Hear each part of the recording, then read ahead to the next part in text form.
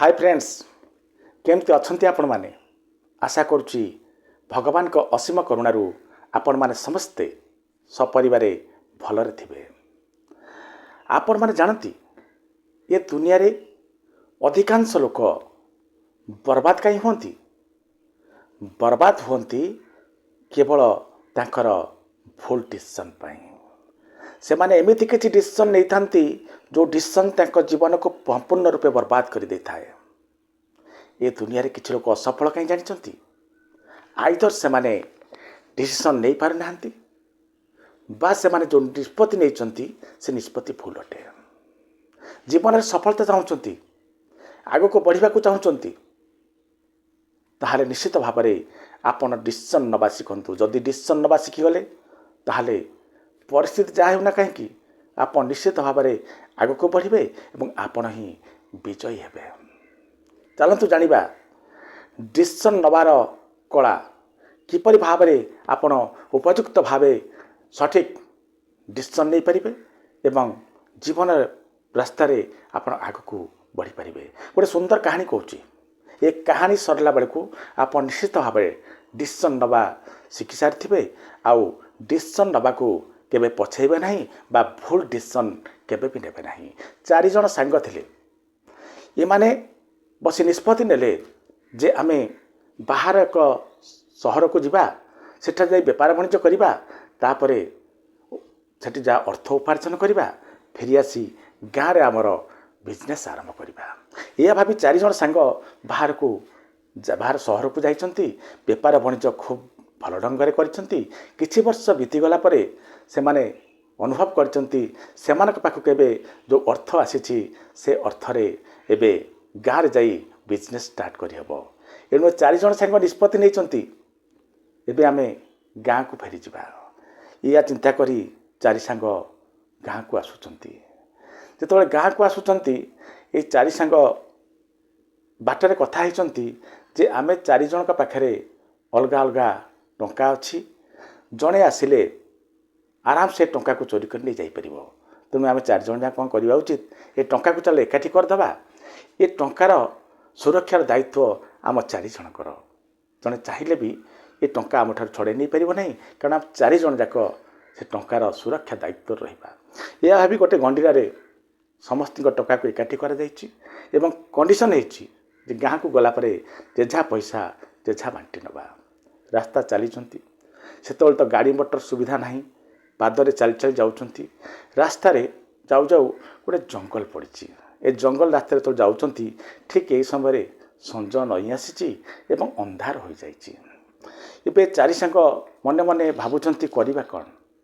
राति तो होगला, जंगल रास्ता, जदि चोर आसिले आम ठार छड़े छाड़ी ने राति आम कहार किसी ना एमती भावुंट।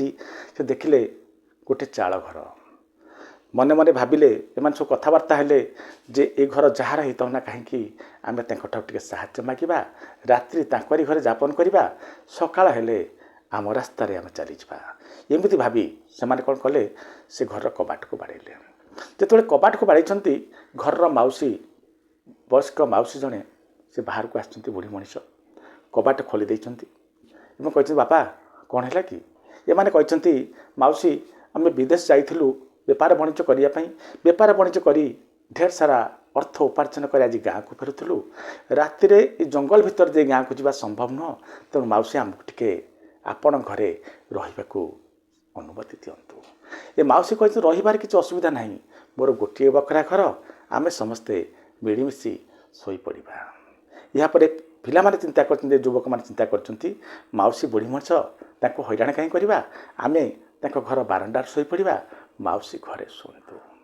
किंतु ये अर्थ को आम पाखे रखा निश्चित भाव विपदपूर्ण, कारण बारंडार शोवा जे चाहब ये टंका को नहीं चली जापे। तेणु माउसी को टंका देदेबा, काली राति पाइला बेलू माउसी को टंका नहीं आम आम रास्तार जावा।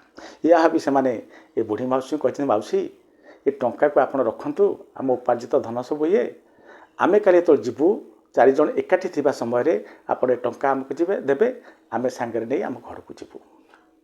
या कथा सरी। या पर बुढ़ी माउसी मान को खाया पीवा देइछंती घर बारंडारे ये युवक माने शोइछंती। बुढ़ी माउसी घर भितर शोइछंती। राति पाइछि। ସକାଳ ହେଇଛି। ଏ ବୁଢ଼ୀ ମାଉସୀଙ୍କ ବିଲରେ କାମ କରିବା ପାଇଁ କିଛି ଲୋକଙ୍କୁ ବୁଢ଼ୀ ମାଉସୀ ଡକେଇ ପଠାଇଥିଲେ, ସେମାନେ ଆସିନାହାନ୍ତି। ସେଥିପାଇଁ ବୁଢ଼ୀ ମାଉସୀ ବ୍ୟସ୍ତ ବିବ୍ରତ ହୋଇଛନ୍ତି। ଏଇ ଯେଉଁ ସମୟର ସୁଯୋଗ ନେଇକି ଏ ଚାରିଜଣ ଭିତରୁ ଜଣେ ଧୂର୍ତ୍ତ ସାଙ୍ଗ ତା ଅନ୍ୟ ସାଙ୍ଗମାନଙ୍କୁ କହିଛି ଯେ ମାଉସୀ ରାତି ସାରା ଆମକୁ ତାଙ୍କ ଘରେ ରଖିଲେ, ଆମେ କ'ଣ ମାଉସୀକୁ ଟିକେ ସାହାଯ୍ୟ କରିପାରିବା ନାହିଁ? ଆମେ କ'ଣ ତାଙ୍କ କ୍ଷେତ୍ରରେ ଟିକେ କାମ କରିଦେଇ ପାରିବା ନାହିଁ? ମାଉସୀର ଋଣ ସୁଝିବା ନାହିଁ? ଏହା କ'ଣ ଆମ ପକ୍ଷେ ଉଚିତ ହେବ ନାହିଁ?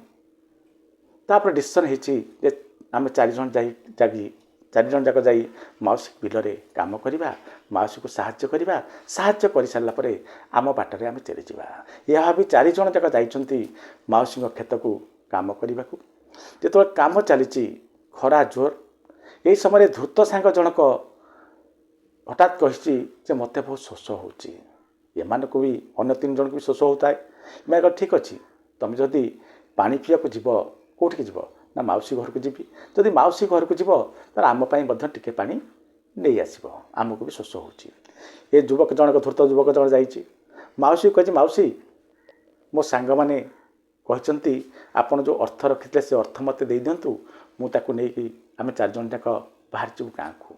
ମାଉସୀ କହିଥିଲେ ନାଇଁ, କଥା ହେଇଛି 4 ଜଣ ଯାକ ଏକାଠି ହେଲେ ମୁଁ ଯାଇଦେବି, ତୁମେ ଏକୁଟିଆ ତୁମକୁ କେମିତି ଟଙ୍କା ଦେବି? ଟଙ୍କା ମୁଁ ଦେଇପାରିବି ନାହିଁ। ୟା ପରେ ମାଉସୀକୁ ସେ ବାହାରକୁ ଆଣିଛନ୍ତି।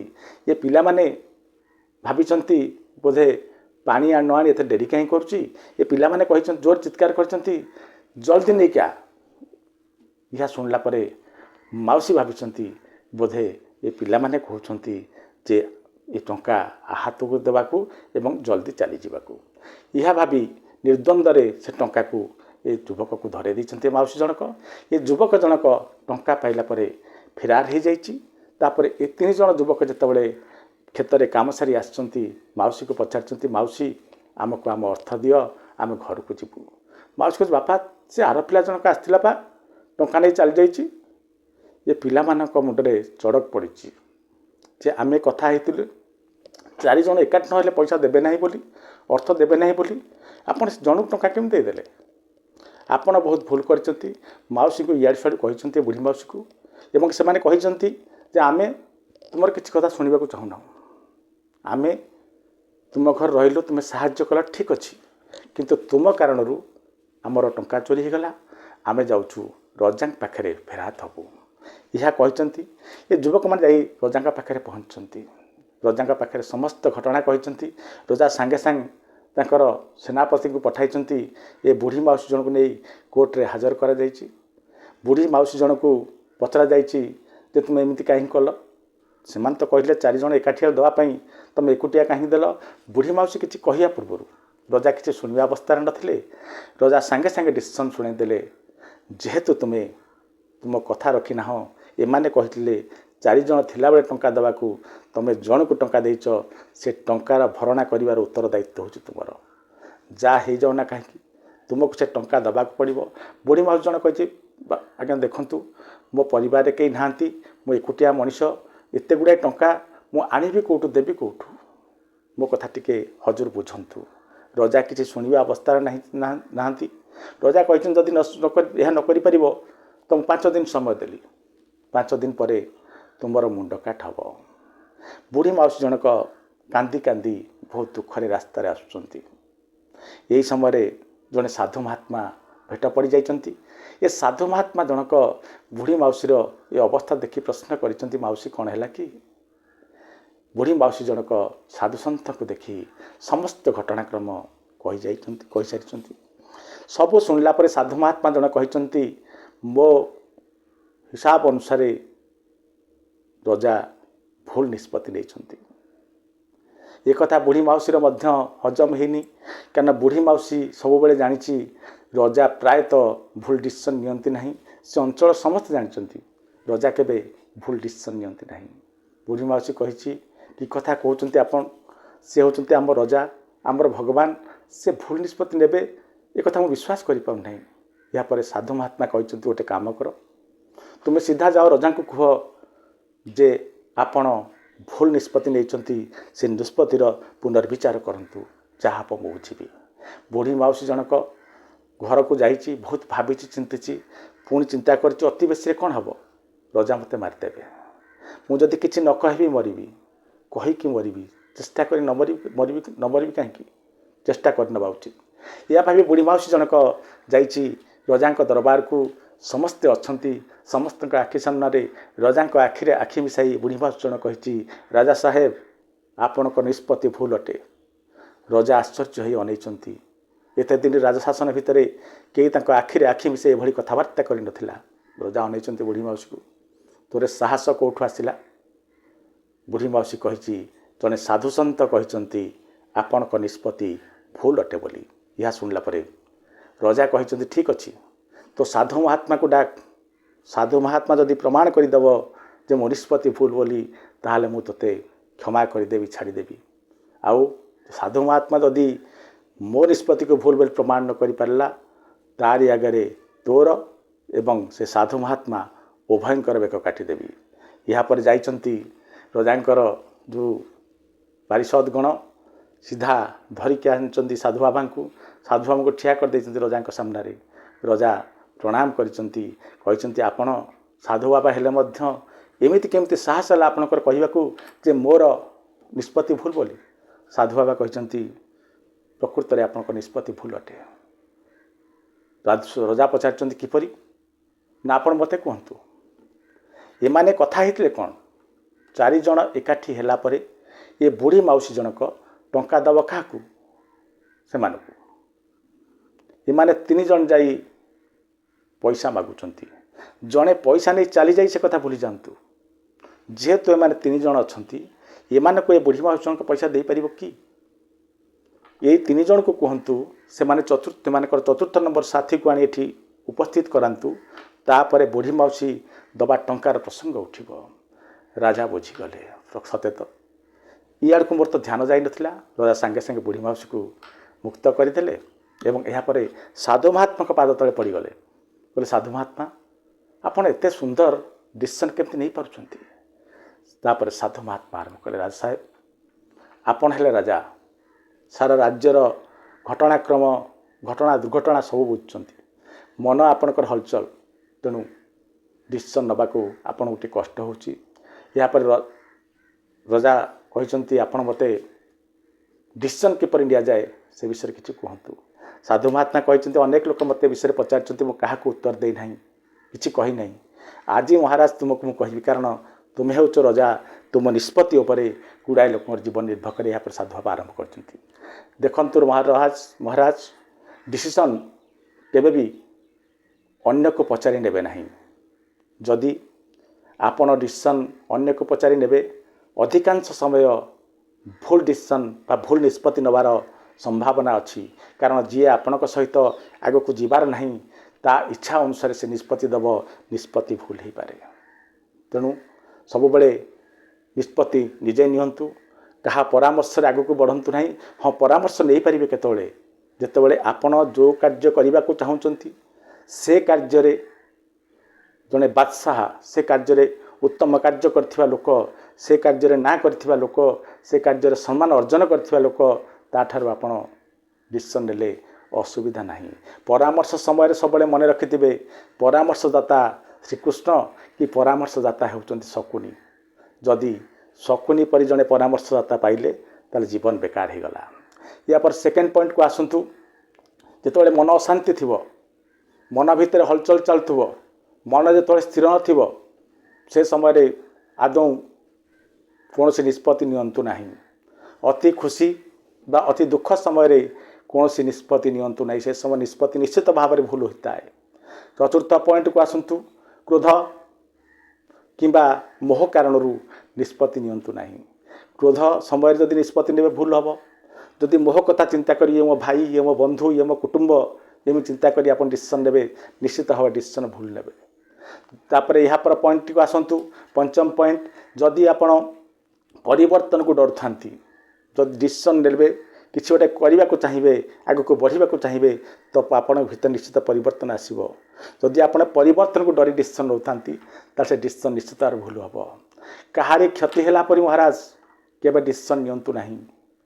यहाँ पर सप्तम पॉइंट मन रखु जो डिसीजन आपण हृदय को मानु नहीं आपण हृदय जो डिसीजन नबाक चाहूना जो डिसीजन नेला परे आपण हृदय कहूँ कि भूल होता है से डिसीजन आदौ निहंतु ना यापर महाराज कहते ठीक अच्छी मुझे तो जानीगली डिसीजन केमिति को परिस्थिति नब ना एवं मत कहतु डिसीजन केमती नब यापर साधु बाबा जन कहते महाराज सबुठ बढ़िया कथा हूँ डिसीजन नवा पूर्वर जो निष्पत्ति आप ने प्रथम निष्पत्तिर फल जहाँ आसना कहीं तार उभय दिग को विचार करेंगे अति खराब हेले कौन हो पारे अति भल हेले कौन हो पारे अति भल हेले तो बढ़िया कथा अति खराब हैला परे जदि से परिस्थिति को आपण मैनेज करि पारुथिबे से परिस्थिति परे मध्य जदि आपण आगु को बढ़ी पारिए बोली चिंता करुथिबे से परिस्थिति को जदि संभाली पारिए बोली आपण भाबुथिबे ताहले से डिसीजन नियंतु किछि असुविधा नाही